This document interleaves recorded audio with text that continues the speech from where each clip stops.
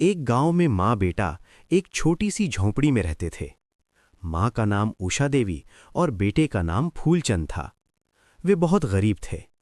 कई बार तो उन्हें ठीक से खाना भी नहीं मिल पाता था। फूलचंद बहुत ही सरल स्वभाव का लड़का था। उसे दुनिया की चालाकियां और अच्छे बुरे की ज्यादा समझ नहीं थी। एक दिन उषा देवी ने अपने बेटे से कहा, बेटा, आज घर में खाने को कुछ भी नहीं है। तुम बाहर जाकर कोई काम ढूंढ लो, नहीं तो हमें भूखा रहना पड़ेगा। मां की बात सुनकर फूलचंद तुरंत गांव में काम की तलाश में निकल पड़ा। सबसे पहले उसे कपड़ों की एक दुकान दिखाई दी। वो दुकान के मालिक के पास गया और काम मांगा, लेकिन दुकानदार ने उसकी हालत देखकर उसे काम देने से मना कर दिया।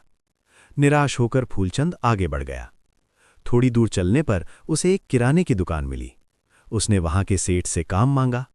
सेठ को एक लड़की की जरूरत थी, इसलिए उसने फूलचंद को रख लिया और दुकान की सफाई करने को कहा। सफाई करते करते शाम हो गई। तभी गलती से फूलचंद के हाथ से एक कांच का मर्तबान टूट गया। ये देखकर सेठ बहुत गुस्सा हो गया। उसने फूलचंद को डांटा और कहा, पहले ही दिन तुमने मेरा नुकसान कर दिया। नाम भी फूलचंद है और अकल बिल्कुल नहीं। इतना कहकर सेठ ने उसे दुकान से निकाल दिया और पूरे दिन की मजदूरी भी नहीं दी। फूलचंद बहुत भोला था, इसलिए उसने कुछ नहीं कहा और चुपचाप वहां से चला गया। चलते चलते वो गांव के जंगल में पहुंच गया और एक पेड़ के नीचे बैठ गया।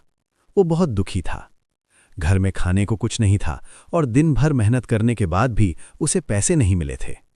उसने सच्चे मन से भोले बाबा से प्रार्थना की। तभी वहां शेषनाग प्रकट हुए। उन्हें देखकर फूलचंद डर गया, लेकिन शेषनाग ने कहा, डरो मत, भोले बाबा ने मुझे तुम्हारी मदद के लिए भेजा है। शेषनाग ने अपनी शक्ति से सोने के सिक्कों से भरा एक कलश प्रकट किया और कहा, तुम्हें जितना धन चाहिए ले सकते हो। लेकिन फूलचंद लालची नहीं था। उसने केवल एक सोने का सिक्का लिया। ये देखकर शेषनाग बहुत प्रसन्न हुए और बोले, जब भी धन की जरूरत हो यहीं आकर भोले बाबा को याद करना, लेकिन ये बात किसी को मत बताना। फूलचंद ने प्रणाम किया और घर लौट आया।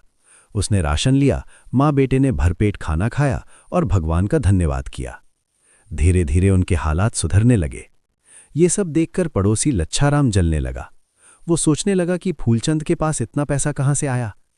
एक दिन उसने फूलचंद का पीछा किया और सारी बात देख ली। अगले दिन लालच में आकर लच्छाराम खुद उस पेड़ के पास पहुंचा और भोले बाबा को याद किया। शेषनाग प्रकट हुए और सोने का कलश दिखाया। लच्छाराम ने पूरा कलश उठाने की कोशिश की, लेकिन उसी पल शेषनाग और कलश दोनों गायब हो गए। लच्छाराम पछताते हुए सोचने लगा, अगर मैंने लालच न किया होता तो मैं भी धीरे धीरे धनवान बन सकता था। अगर आपको ये स्टोरी अच्छी लगी तो स्टोरी को लाइक और चैनल को सब्सक्राइब जरूर करें।